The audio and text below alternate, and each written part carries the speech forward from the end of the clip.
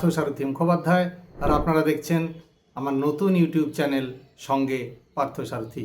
আজকের যে বিষয়টা বলবো সেটা মূলত কর্মসংস্থান বিষয়ক এবং তার সঙ্গে তরুণ প্রজন্মের, বিশেষত যারা বিভিন্ন শিক্ষা প্রতিষ্ঠান থেকে পাশ করে বেরিয়েছেন এবং একটা কাজের সন্ধান করছেন বিভিন্ন ক্ষেত্রে। আজকের এই ভিডিও তাদের জন্য, অর্থাৎ তাদের যে সেক্টর সেই সংক্রান্ত।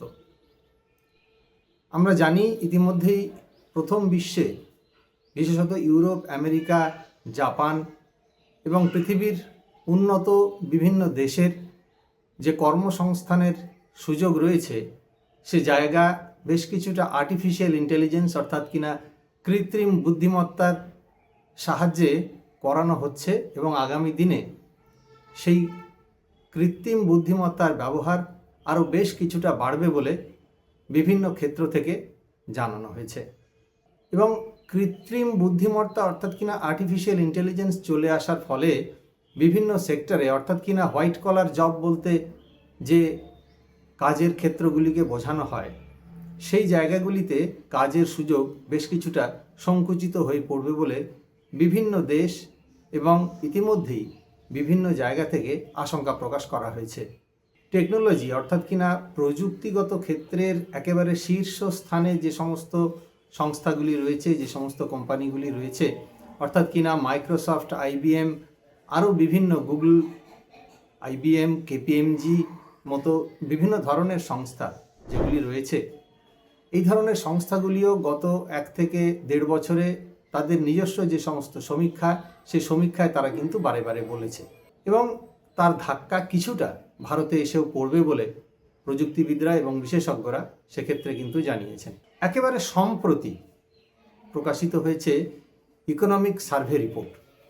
এই ইকোনমিক সার্ভে রিপোর্ট ভারতের অর্থমন্ত্রকের তরফ থেকে গত 1 বছরের আর্থিক যে উন্নতি বা আর্থিক ক্ষেত্রে সরকার যে সমস্ত নিয়ম নীতি গ্রহণ করেছে, তার ফলে কোন ক্ষেত্রে সুযোগ সুবিধে বাড়বে, কোন ক্ষেত্রেই বা সুযোগ সুবিধে সেরকম কাজে লাগানো সম্ভবপর হয়নি, এরকম প্রতিটি ক্ষেত্রে ধরে ধরে এই ইকোনমিক সার্ভে করা হয়। সাধারণত কেন্দ্রীয় বাজেট পেশের ঠিক 2-3 দিন আগেই এই ইকোনমিক সার্ভে পেশ করা হয়।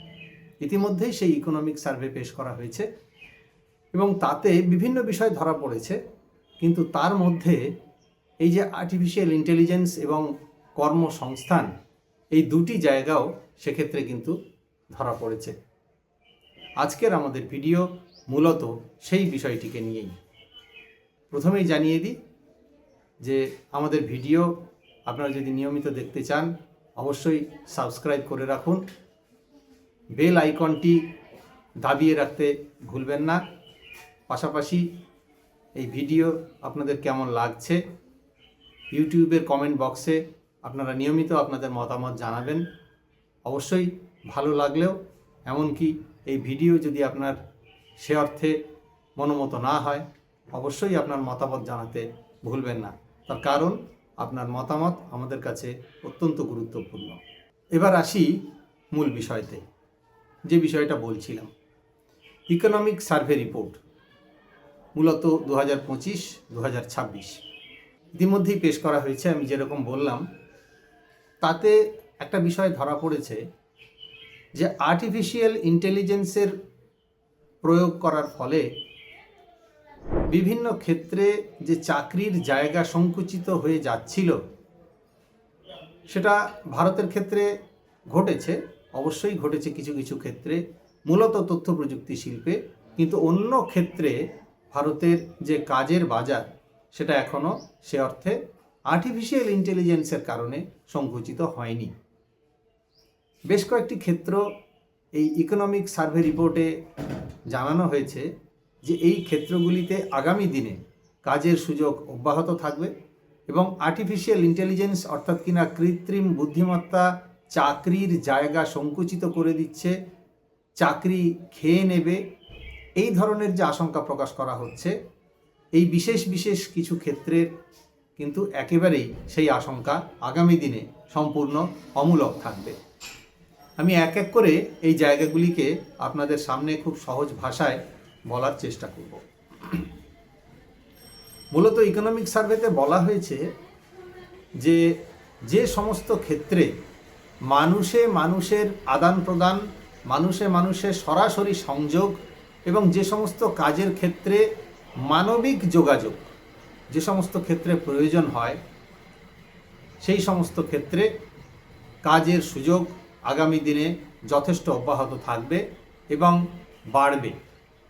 এর পাশাপাশি আরও বেশ কিছু ক্ষেত্র বলা হয়েছে, যেমন এই যে একটু আগে আমি বললাম যে সমস্ত ক্ষেত্রে মানবিক যোগাযোগ নিবিড়ভাবে প্রয়োজন হয়, যে সমস্ত ক্ষেত্রে মানুষের অংশীদারিত্ব, হাতে কলমে মানুষের অংশীদারিত্ব সরাসরি প্রয়োজন হয়, সেই সমস্ত ক্ষেত্রেও কিন্তু এই আর্টিফিশিয়াল ইন্টেলিজেন্সের প্রয়োগ করার মাধ্যমে মানুষের কাজের সুযোগ সংকুচিত হবে না। অর্থাৎ আর্টিফিশিয়াল ইন্টেলিজেন্স এই সমস্ত ক্ষেত্রে চাকরি খেতে পারবে না বলে বিশেষজ্ঞরা জানাচ্ছেন। কোন কোন ক্ষেত্র এক এক করে আসা যাক। যেমন এল্ডার কেয়ার, অর্থাৎ কিনা বয়স্কদের সরাসরি দেখাশোনা।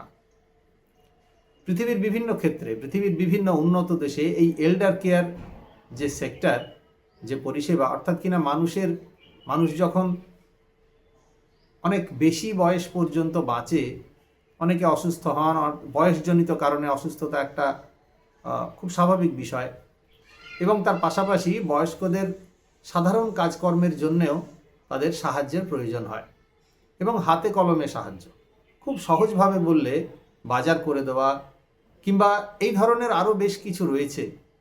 বয়স্কদের ঘরের দৈনন্দিন কাজকর্মে তাদেরকে সাহায্য করা, তাদের বয়সজনিত অসুস্থতার কারণে তারা যে সমস্ত কাজ ঘরের মধ্যে ঠিকভাবে করতে পারেন না, যেমন হাঁটা চলায় সাহায্য করা, এই ধরনের আরও অজস্র ক্ষেত্র সেখানে রয়েছে।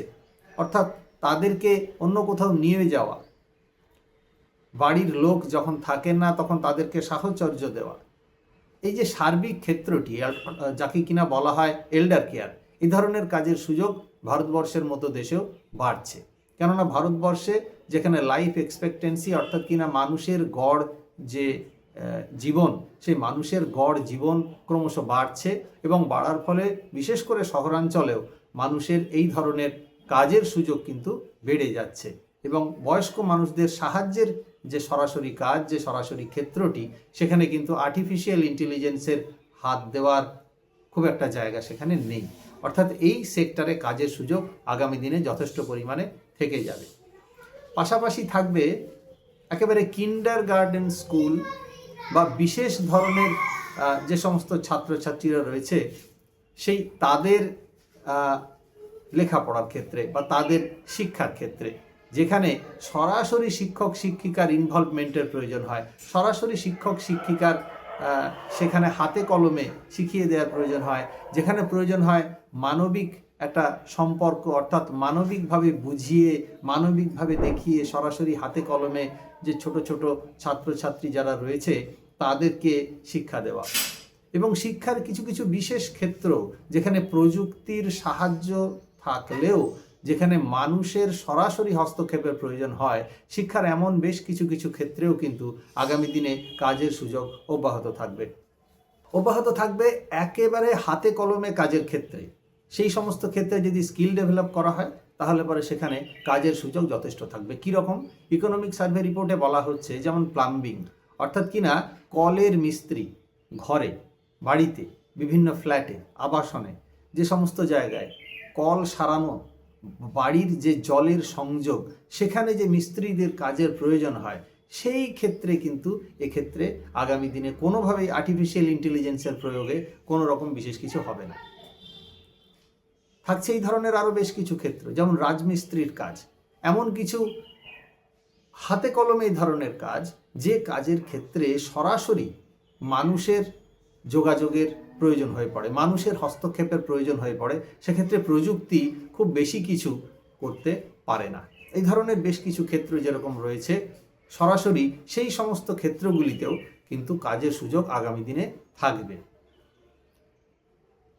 ইকোনমিক সার্ভে সব মিলিয়ে প্রায় এই ধরনের 5-6টি ক্ষেত্রের কথা বলেছে এবং সার্ভেতে উঠে এসেছে যে 5-6টি ক্ষেত্র মূলত যেগুলো বললাম এই ধরনের বেশ কিছু কিছু জায়গা রয়েছে এবং এই সমস্ত ক্ষেত্রগুলিতে কিন্তু দেখা যাচ্ছে যে আগামী দিনে কাজের সুযোগ যথেষ্ট থাকবে।